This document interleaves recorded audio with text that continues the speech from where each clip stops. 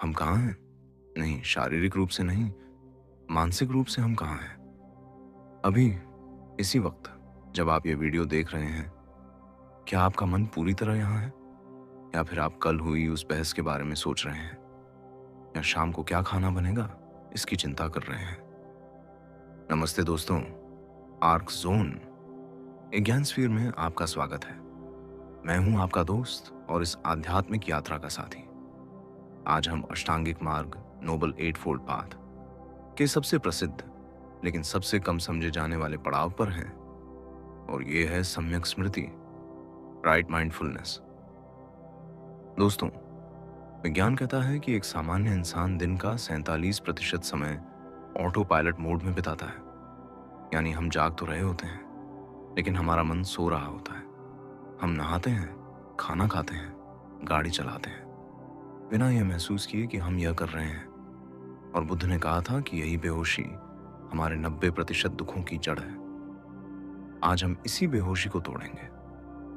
आज हम सीखेंगे कि जागना किसे कहते हैं। सम्यक स्मृति को गहराई से समझाने से पहले मैं आपको भगवान बुद्ध द्वारा सुनाई गई एक बहुत ही महत्वपूर्ण कहानी सुनाना चाहता हूं। 2 तीरों की कहानी। एक बार बुद्ध ने अपने भिक्षुओं से पूछा, अगर किसी व्यक्ति को एक तीर लगे तो उसे दर्द होगा? भिक्षुओं ने कहा, जी हाँ, बहुत दर्द होगा। बुद्ध ने फिर पूछा, और अगर उसी घाव पर तुरंत दूसरा तीर मार दिया जाए तो क्या दर्द बढ़ेगा? भिक्षुओं ने कहा, बिल्कुल, पीड़ा असहनीय हो जाएगी। बुद्ध ने मुस्कुराते हुए समझाया, जीवन में हमें पहला तीर अक्सर लगता है। ये तीर है शारीरिक दर्द, बीमारी, किसी का बुरा व्यवहार या कोई असफलता। यह हमारे हाथ में नहीं है, ये जीवन का स्वभाव है।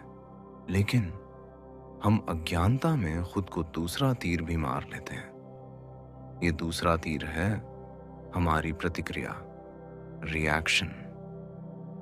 जैसे अगर सर में दर्द हुआ, पहला तीर, तो हम सोचने लगते हैं, मुझे ही दर्द क्यों हो रहा है, अब मैं काम कैसे करूंगा? ये दर्द कभी नहीं जाएगा। ये जो मानसिक ड्रामा है, यही है दूसरा तीर। और मजे की बात यह है कि पहला तीर दर्द देता है, लेकिन दूसरा तीर दुख यानी सफरिंग पैदा करता है। सम्यक स्मृति, राइट माइंडफुलनेस, वह ढाल है जो आपको उस दूसरे तीर से बचाती है। यह आपको दर्द और दुख के बीच का अंतर समझाती है। इसका अर्थ है, वर्तमान में जो हो रहा है उसे देखना, लेकिन उस पर कहानी ना बनाना। इसे ही पाली भाषा में सती कहा गया है। इससे पहले कि हम अभ्यास शुरू करें, माइंडफुलनेस के बारे में फैली 3 बड़ी गलतफहमियों को दूर करना बहुत जरूरी है, वरना आप गलत रास्ते पर चले जाएंगे। पहली भ्रांति है कि माइंडफुलनेस का मतलब विचारों को रोकना है। तो क्या यह सही है? नहीं, यह बिल्कुल सही नहीं है। आप विचारों को रोक नहीं सकते, जैसे आप कानों को सुनने से नहीं रोक सकते।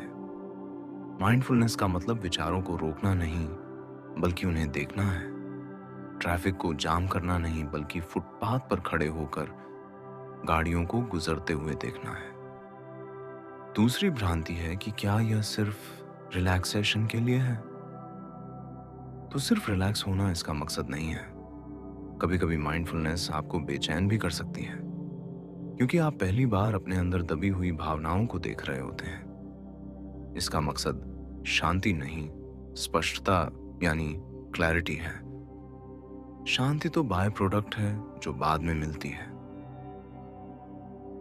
अगली भ्रांति है कि क्या इसके लिए बहुत समय चाहिए?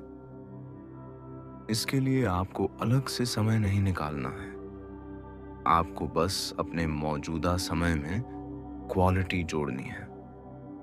बुद्ध ने जागरूकता के 4 आधार, 4 फाउंडेशंस बताए हैं। आइए इन्हें आज के द्वार के उदाहरणों से समझते हैं।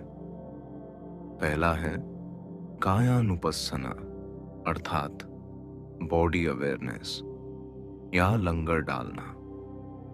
जब तूफान आता है तो जहाज लंगर, एंकर डाल देता है। जब आपके दिमाग में चिंताओं का तूफान आए तो आपका शरीर आपका लंगर है। उदाहरण, आप ऑफिस में बैठे हैं और बॉस ने डांट दिया। दिमाग में भूचाल आ गया है। उसी वक्त अपना ध्यान अपने पैरों के तलवों पर ले जाएं। जमीन की कठोरता को महसूस करें, अपनी हथेलियों को महसूस करें। जैसे ही आप शरीर पर लौटते हैं, दिमाग का तूफान शांत होने लगता है। दूसरा है वेदनानुपस्सना, फीलिंग टोन, यानी स्वाद चखना। हम हर पल कुछ महसूस करते हैं, अच्छा, बुरा या बोरिंग। दैनिक जीवन, जब आप इंस्टाग्राम स्क्रॉल करते हैं तो ध्यान दें, क्या आपको अच्छा लग रहा है, या दूसरों की फोटो देखकर जलन हो रही है, या बस उंगली चल रही है और मन सुन्न है। इस फीलिंग को पहचानना ही माइंडफुलनेस है। जब आप पहचान लेते हैं, ओ मुझे जलन हो रही है, तो वह भावना आपको कंट्रोल करना बंद कर देती है। तीसरा है चित्तानुपस्सना, स्टेट ऑफ माइंड, मौसम की जानकारी। अपने मन को आकाश की तरह देखें। भावनाएं बादलों की तरह हैं। दिन में 3 बार खुद से पूछें, अभी मेरा मन कैसा है? क्या यह सुस्त, लेजी है? क्या यह बंदर की तरह कूद रहा है, या ये एकाग्र है? बस इसे नोट करें, उसे बदलने की कोशिश ना करें। जैसे मौसम विभाग सिर्फ बताता है कि बारिश हो रही है, बारिश को रोकता नहीं है। आपको भी बस अपने मन का रिपोर्टर बनना है। और सबसे अंत में आता है धम्मानुपस्सना, या मेंटल ऑब्जेक्ट्स, अर्थात सच्चाई को देखना। यह सबसे गहरा स्तर है। यह देखना कि सब कुछ बदल रहा है। जब आपको बहुत गुस्सा आए तो सम्यक स्मृति के साथ देखें। आप पाएंगे कि गुस्सा एक लहर की तरह उठा, अपनी चोटी पर पहुंचा और फिर धीरे धीरे गायब हो गया। जब आप इस बदलाव को साक्षात देख लेते हैं तो आप समझ जाते हैं कि यह भी बीत जाएगा। आप किसी भी चीज को पकड़ कर नहीं रखते। सिर्फ सुनने से भूख नहीं मिटती, खाना पड़ता है। चलिए, अगले 2 मिनट के लिए हम मिलकर सम्यक स्मृति का एक छोटा सा अभ्यास और करते हैं। आप जहां भी हैं, बस रिलैक्स हो जाएं। Step 1, arriving. अपनी आंखें बंद कर लें, अपनी रीढ़ की हड्डी सीधी रखें। महसूस करें कि अभी आपके मन में क्या चल रहा है, कौन से विचार हैं, कौन सी भावनाएं हैं। उन्हें बदलने की कोशिश न करें, बस उन्हें स्वीकार करें। कहें, ठीक है, अभी ऐसा ही है। Step 2, gathering. अब अपना पूरा ध्यान अपनी सांसों पर ले आएं। नाक के अग्रभाग पर हवा का स्पर्श महसूस करें। ठंडी हवा अंदर जा रही है, गर्म हवा बाहर आ रही है। सांस को एंकर बनाएं। Step 3, expanding. अब अपने ध्यान को पूरी बॉडी में फैला दें, सिर से लेकर पैर तक। पूरे शरीर को एक साथ सांस लेते हुए महसूस करें और धीरे से अपनी आंखें खोलें। कैसा महसूस हो रहा है? शायद थोड़ा हल्का। ये 2 मिनट का रीसेट बटन है जिसे तक आप दिन में कभी भी दबा सकते हैं। कुछ लोग सोचते हैं कि यह सब पुरानी बातें हैं, लेकिन विज्ञान कुछ और ही कहता है।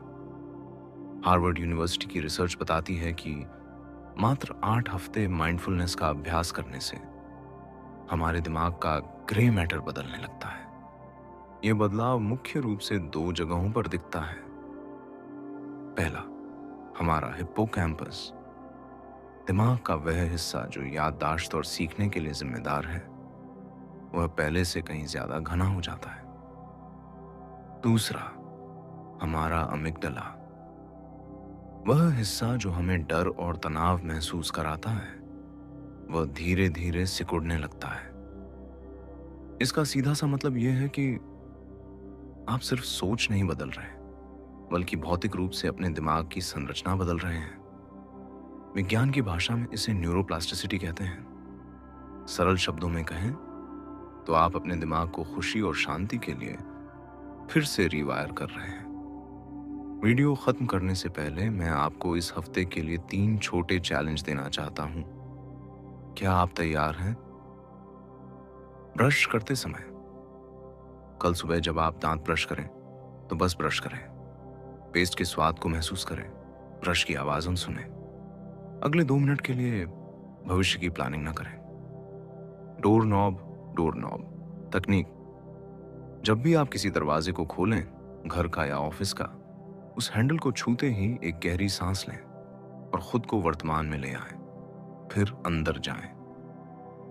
खाने का पहला निवाला।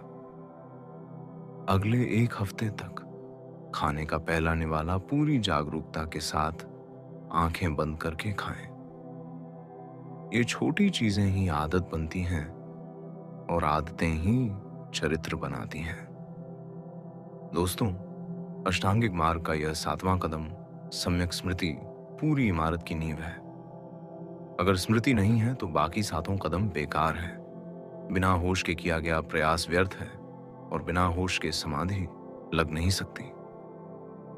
अगले वीडियो में हम अपनी मंजिल पर पहुंचेंगे। एपिसोड 9, सम्यक समाधि, राइट कंसंट्रेशन, जहां हम जानेंगे कि माइंडफुलनेस और समाधि में क्या अंतर है और कैसे एकाग्रता हमें निर्वाण, मुक्ति की ओर ले जाती है। वह फिनाले एपिसोड होगा, उसे मिस मत कीजिएगा। अगर आज के इस लंबे और गहरे सेशन ने आपके अंदर कुछ बदलाव किया है तो कमेंट में लिखें, आई एम प्रेजेंट। इस वीडियो को उन लोगों के साथ शेयर करें जो बहुत ज्यादा स्ट्रेस में हैं। आर्क ज़ोन परिवार का हिस्सा बनने के लिए सब्सक्राइब करें। मैं हूं आपका दोस्त, विदा लेता हूं इस उम्मीद के साथ कि अगला पल आप होश में जिएंगे। नमो बुद्धाय। धन्यवाद।